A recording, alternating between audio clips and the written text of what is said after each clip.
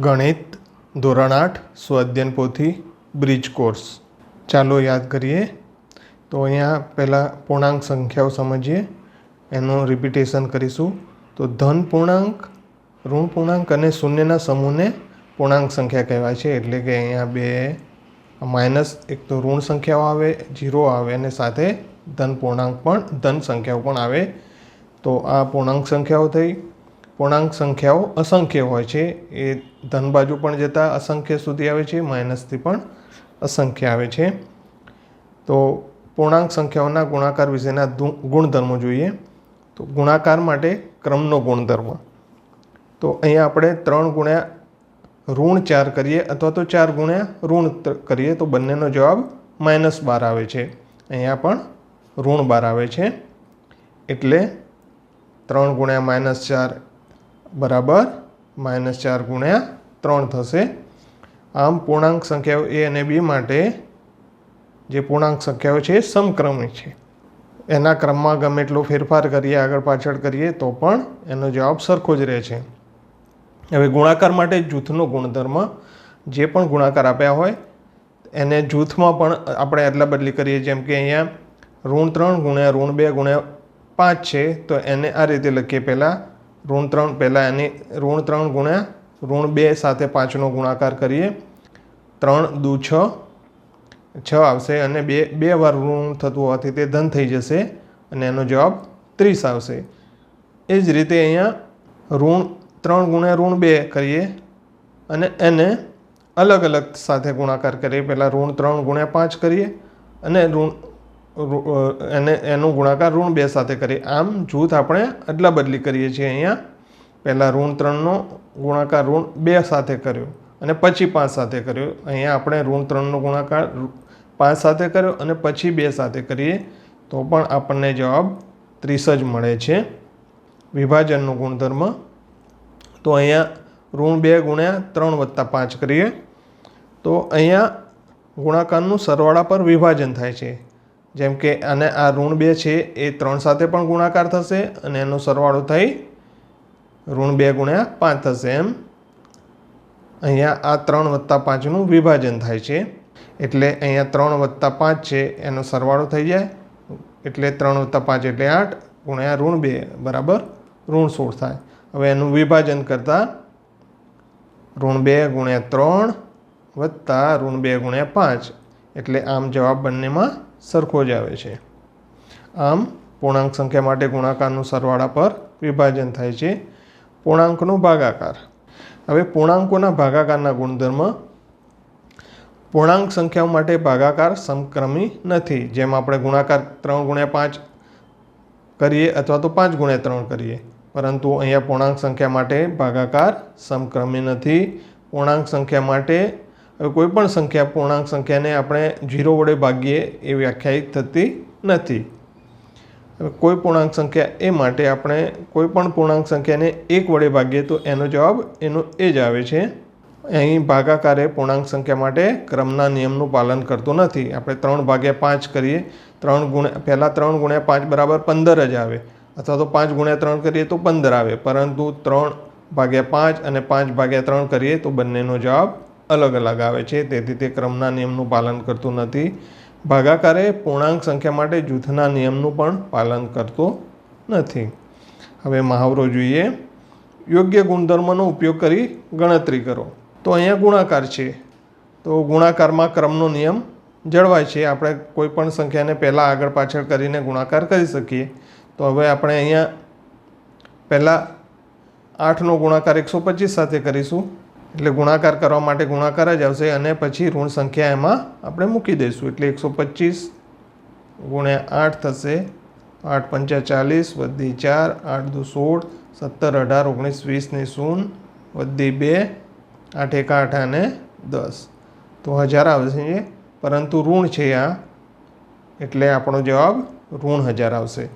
હવે ઋણ 1000ને આપણે 53 વડે ગુણીએ તો 53ની પાછળ 3 મીંડા લાગે, પરંતુ એ ઋણ હશે એટલે ઋણ 53 અને એની પાછળ 3 મીંડા. હવે 2 નંબર 5 ગુણ્યા 50 વત્તા 2 તો અહીંયા વિભાજનની રીતે પણ આપણે કરી શકીએ અને સીધો પણ ગુણાકાર કરી શકીએ. વિભાજનની રીતે 50 × 7 વત્તા 7 × 2 પણ થાય, અથવા તો આ બંનેનો સીધો સરવાળો કરીએ અને 7 વડે ગુણાકાર કરીએ તો આ બંનેનો સરવાળો થશે 52 અને 52 × 7 એટલે 52 × 7 કરીએ તો 7 દુ 14 નો ચોગડો વધી 1, 7 પંચા 35 ને 1 36 થશે. હવે 3 નંબર 25 × -30 વત્તા 15 × -30. તો અહીંયા આ વિભાજનમાં થયેલું છે. આપણે 25 × -30 કરીએ પહેલાં અને 15 × -30 કરીએ અને પછી બંનેનો સરવાળો કરીએ તો અહીંયા 25 તરી 75 થશે અને પાછળ એક શૂન્ય છે, પરંતુ આ જવાબ ઋણ આવશે કેમ કે એ ઋણ સાથે ગુણાકાર થયેલો છે. અહીંયા સરવાળો વત્તા 15 × √3 એટલે 15 તરી 45 અને પાછા શૂન્ય લાગશે, પરંતુ આ પણ જવાબ ઋણ આવશે એટલે -750 વત્તા -450. આમ બંને ઋણ છે, -750 અને -450. તો બંનેનો સરવાળો થશે અને જે જવાબ આવશે એ ઋણમાં જશે એટલે 0, 5 5 10 ને 0 વધી 1, 7 ને 8 ને 4 12, પરંતુ તે હશે ઋણ 1200. હવે અહીંયા ફરીથી આપણે કરીએ 17 × 29. તો અહીંયા 29 × 17 થશે ને જે જવાબ આવે ઋણમાં લઈ લઈશું એટલે 29 × 17 કરતાં અહીંયા 0 થશે. 9 2 × 2 9 7 63 નો તગડો વધી 6, 7 દુ 14, 15 16 17 18 19 20 3 9 અને 4 બરાબર 493. પણ એ હશે ઋણ સંખ્યા, ઋણ 493. હવે 5 × -25 × 4 × -10. તો અહીંયા આપણે આ બેનો ગુણાકાર કરીશું, આ બેનો ગુણાકાર કરીશું. તો અહીંયા 2 વાર ગુણાકાર આખો છે, એમાં ઋણ સંખ્યાઓ બેકી છે એટલે જ્યારે ઋણ સંખ્યાઓ બેકી હોય, જો 1 2 3 4 છે, 4 સંખ્યામાં 2 ઋણ સંખ્યાઓ છે બંને અને 2 ધન સંખ્યા છે એટલે ઋણની સંખ્યા બેકી છે. જ્યારે બેકી હોય ત્યારે આપણો જવાબ ધનમાં આવે. તો અહીંયા આપણે બીજી સરળ રીતે પણ કરી શકીએ. પહેલાં 25 × 4 5 × 10 એટલે 50 થશે. તો આ પણ ઋણ આવશે, આ પણ ઋણ આવશે એટલે 100 × 50 થશે, પરંતુ ઋણ 100 × -50 એટલે 5ની પાછળ ફરીથી એક મીંડું વધી જશે અને જે જવાબ આવશે એ ધન થશે કેમ કે 2 વાર ઋણ થાય છે એટલે આપણો જવાબ ધન 5000 આવશે. હવે 2 નંબર પ્રશ્ન 2 ભાગાકાર કરો. તો -30 / 10. તો જ્યારે ઋણ સંખ્યા આવે એનો ભાગાકાર હોય તો ભાગાકારની રીતે જ ભાગાકાર કરવાનો હોય અને ચિહ્ન ઋણનું મૂકી દેવાનું હોય છે. તો અહીંયા -30 / -10 એટલે આ 0 જશે એટલે જવાબ આવશે -3. 2 નંબરમાં 50 / -5. તો અહીં 50 અને ભાગ્યા -5 તો ભાગાકાર જ થશે, પરંતુ જવાબ ઋણમાં આવશે. 5 દાન 50 એટલે -10 જવાબ આવશે. 3 નંબરમાં -36 / -9. હવે અહીંયા 2 સંખ્યા છે, બંને ઋણ છે એટલે બેકી સંખ્યામાં ઋણની સંખ્યા છે એથી આપણે જવાબ ધનમાં આવશે. તો -36 / -9 એટલે 9 ચોક 36 અને 2 ઋણ સંખ્યા હોવાથી જવાબ આપણો ધન થઈ જશે. 9 ચોક 36 એટલે જવાબ આપણો આવશે 4. હવે 0 / 12 એટલે કોઈ પણ 0ની ભાગ્યા કોઈ પણ સંખ્યા હોય તો એનો જવાબ 0 જ આવે. હવે -36 / -12 /3. તો અહીંયા આપણને જે જૂથમાં આપેલું છે કૌંસમાં એનો પહેલો આપણે ભાગાકાર કરી દઈશું એટલે થશે -36 / 12 અને -3. તો 12 તરી 36 એટલે 36 આવશે, પણ તે ઋણ આવશે 3 અને ભાગ્યા 3 એટલે -3/3 એટલે આપણો જવાબ આવશે -1. હવે પ્રશ્ન 3 ખાલી જગ્યા પૂરો.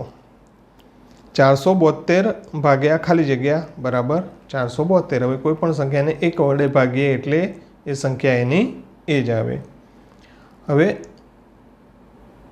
-75 ભાગ્યા ખાલી જગ્યા બરાબર -1. તો કોઈ પણ સંખ્યાને ભાગીએ જ્યારે એ જ સંખ્યા વડે ભાગીએ તો એનો જવાબ 1 આવે છે. એટલે 75 ભાગ્યા -75 ભાગ્યા 75 કરીએ એટલે જવાબ -1 આવશે.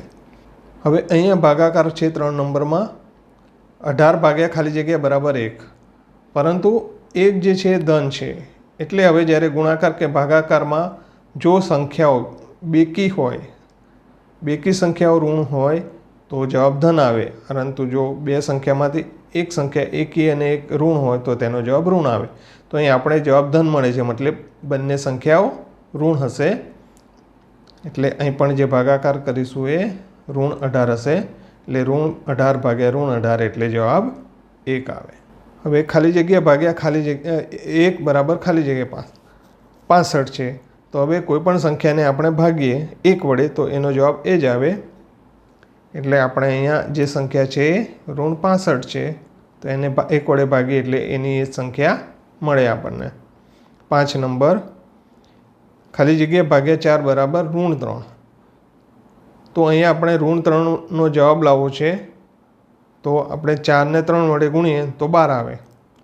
એટલે 12 ભાગ્યા 4 કરીએ તો 3 આવે, પરંતુ આપણને અહીંયા ઋણમાં છે, એટલે આપણે જે સંખ્યા 12 છે એ ઋણમાં હોવી જોઈએ, ત્યારે તેનો ભાગ -3 આવે.